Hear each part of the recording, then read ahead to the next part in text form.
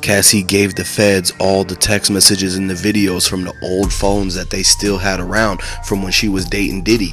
They searched through every single thing they could find, and they actually found the old BlackBerry phones, the sidekicks from T-Mobile and everything like that, and they went through all the pictures and videos and text messages, and they were never deleted. The feds were able to actually pinpoint exactly how they was going to be able to get P. Diddy for all of this, because Cassie has all the evidence to back up the claims that she made, and she got the 30 million from Diddy, and then they still going after him because she just released all the phones and everything. They went through and they found out every little thing that had like security cameras, anything that had stuff that Diddy forgot to throw away and that he forgot to delete. This is what P. Diddy messed up at. He kept a lot of the stuff that was gonna end up getting him back like in trouble for all of this, man. And at the end of the day, people gotta realize that, like, just like how Keefe still had the shell casings from Tupac in his garage, why would they keep all of that? This is the first mistake that Diddy made, really, is that keeping all the evidence from the things that he was trying to keep under the radar and sweep under the table. They didn't want people to find out what happened to Cassie, so Diddy thought if he threw away the phones or if he sold the phones, that somebody was going to find out that those are Diddy's phones or whatever, and they're going to go through them and they're going to end up finding it, and that could get into the wrong hands and everything, and they might be able to come after Diddy and basically like blackmail him on some stuff. So Diddy decided to keep all the phones and the evidence and all that, but at the end of the day, the karma for what he did to Cassie and what he did to Tupac and Biggie and Kim Porter, that all came crashing down on him. And this is the reason why everything got like basically exposed, and what was done in the dark came to the light. And the fact that they're pretty much like looking down at him right now, and they saying Tupac, Biggie, Kim Porter, all of them, they're saying that Diddy should have just left everybody alone, including Cassie. And now Cassie and Keefe are the ones who was gonna really get Diddy, like pretty much put a finish to this whole entire thing, man. If you guys are rocking with Tupac, Kim Porter, if you guys are actually on Cassie's side, I want you to comment and put the 222s in the comment section. Let me know, what do you think about P. Diddy? Did he do it? Did he not do it? There's a lot of evidence on him. They just found all the phones. He didn't think that they were gonna find actual things that was real evidence from this stuff, man. This is exhibit A. When they showed the grand jury exactly what those videos show and what he was saying to Cassie and treating people wrong and everything like that, this is what's gonna make them put the ultimate punishment down on Diddy, because people are saying now P. Diddy, he deserves whatever he's gonna get, because he's a grown man. He knew what he was doing. He had hundreds of millions of dollars. He could have just chilled out and not like played anybody. He could have just left people alone, but he decided to keep it going and keep it pushing, because he wanted to be the biggest thing since sliced bread. He wanted to be the #1 person in all of hip hop. He wanted the East Coast and West Coast to happen, and he wanted his side to win.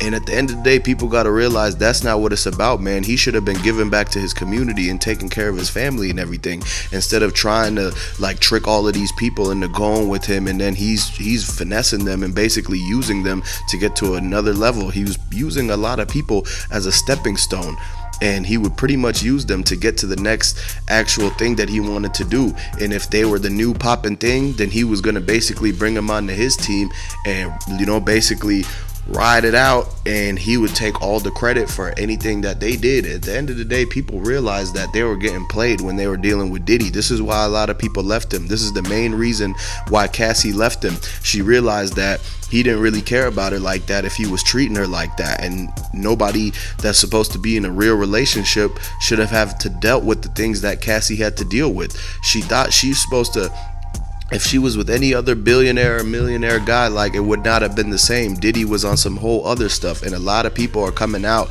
and saying, Columbus Short came out, he was talking about what happened to him, Mike Tyson, Kevin Hart, Usher. It's a lot of people that know what's going on, including Jennifer Lopez and Kimora Lee Simmons. A lot of Diddy's exes, they knew this. They found out. They heard the conversations that Gene Deal heard. They got tipped off by a lot of people in their inner circle, and they found out all all of the stuff that Diddy was doing at the parties, it came back and they overheard that. And this is why J-Lo was so quick to leave without making a scene.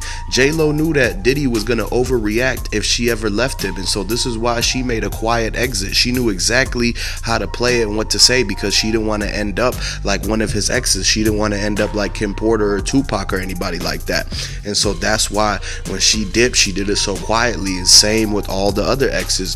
They were the lucky ones to be able to survive it, because now a lot of people are saying, man, like, this is surviving P. Diddy. There's a lot of people that did survive, there's a lot of people that didn't, and I want to send my condolences to the ones that didn't make it out. Tupac, Biggie, Kim Porter, Heavy D, we rocking with you, we support. If you guys are fans of them, go ahead and like this video and subscribe. Let me know, put the 222s in the comment section.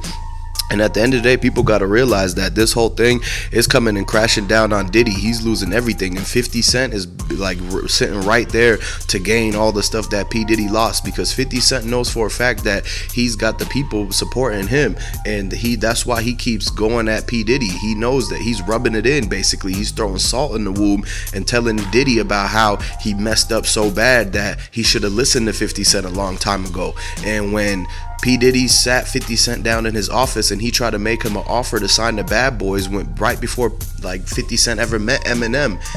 He sat him down and gave him an offer, and it was not even a good enough offer for 50 Cent to take. And all of the stuff that Diddy was saying, he was like, you know what, I can't even sign you anyways. We don't want no hip-hop guy that's acting gangster and all this stuff, man. This is what they were telling 50 Cent. This came from 50 Cent's own mouth when he told the story about how he actually was supposed to sign to Diddy, but he sat down with them just to entertain the offer. But Diddy wasted everybody's time, because he made it seem like even though he knew 50 Cent wouldn't sign to him, he tried to make it seem like he didn't even want to sign him and all that. So he brought him to the office to tell him, like, yeah, these higher ups, you know, the bosses of Diddy, they don't want the look that you're bringing into this whole thing. And because 50 Cent was coming straight from the streets of New York, and he already had a lot of street like beefs and the stuff from him getting hit up 9 times and Supreme and all of this stuff that was going on, man. This is why a lot of the people that's in New York know what's really going on with Diddy, 50 Cent, and everybody that was around at that time, man. One thing people got to understand is that Diddy and 50 Cent, they have something that he knows about. 50 Cent knows a lot about Diddy, and he's got a lot of dirt on him. This is why he's not afraid to speak out. A lot of people like Cassie, a lot of people that was close to Diddy, they were afraid to speak out for so long, because they thought that Diddy was going to come after them with some type of revenge, or there was going to be some sort of repercussions and everything. The only person that was like speaking out on Diddy was Keefe D. Keefe D has been talking for years and years and years.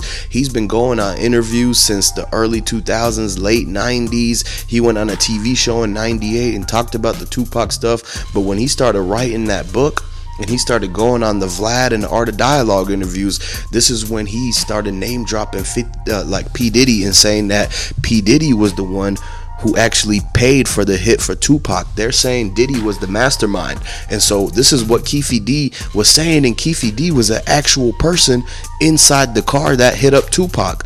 And so he's saying that they got orders from P. Diddy to do this. It wasn't something that they came up on their own. And if Keefe D goes and says this to the jury when the trial comes for Tupac, then Diddy's gonna get into another double trouble, because he's already dealing with the Cassie situation, and at the same time Keefe D's talking to the feds trying to pop Diddy for doing this to Tupac and sending the hit. And basically the whole thing is gonna end up in a RICO charge. They might sweep Bad Boys, they might raid a lot of the offices. The executive people that's in Bad Boys are also named in a lot of the accusations with P. Diddy, like they was doing stuff together.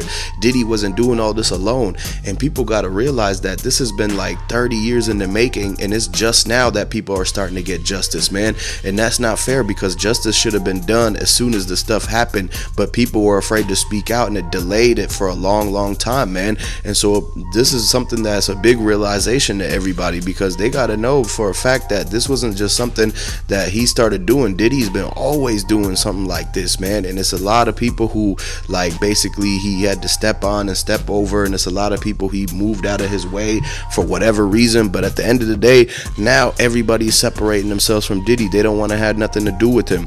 They basically, anything that has Diddy's names on it and any of them big stores, them famous stores, they taking it off, man. They dropped Diddy from all of the places. Sean John went bankrupt. Revolt TV got shut down, and they lost lots of millions of dollars, and 50 Cent is going to buy Sean John and Revolt, and he's going to put it in his network and basically make the P. Diddy documentary of surviving Diddy on Revolt and drop it on Breakfast Club, that Diddy was supposed to own all of that stuff. But now all of those companies, they cut ties with Diddy because they know for a fact that they don't want to be involved in the RICO and helping him, and they don't want to ruin their image. And Diddy, he ruined his own image. All he had to do was lay low, chill, give back, and everything like that. And all he had to do was play it like Young Dolph. But at the end of the day, he pushed a lot of stuff too far, and this is what he gets from it, man. The karma doesn't go away. The fact that what he did with Tupac, the ghost of Tupac and the ghost of Kim Porter are looking down, and they laughing at Diddy now and saying, this is what you get, this is what you deserve for all of the things